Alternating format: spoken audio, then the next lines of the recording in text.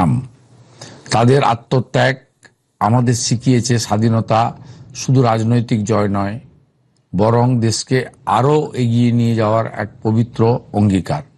সেই অঙ্গীকারকে সামনে রেখেই মাননীয় প্রধানমন্ত্রী শ্রী নরেন্দ্র মোদীজি বিকশিত ভারত 2047-এর স্বপ্ন দেখেছেন।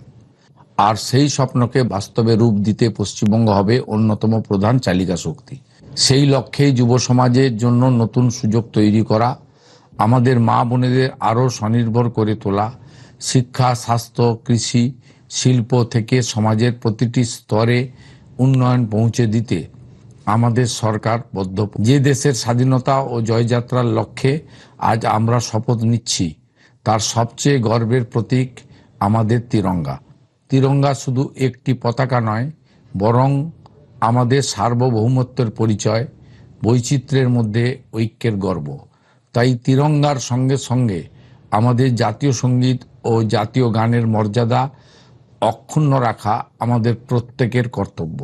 এই স্বাধীনতা দিবসে আসুন, হর ঘর তিরঙ্গা মাধ্যমে প্রতিটি ঘরে উড়ুক আমাদের গর্বের তিরঙ্গা।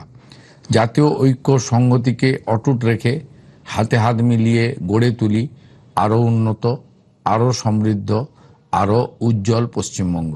জয় হিন্দ, বন্দে মাতরম।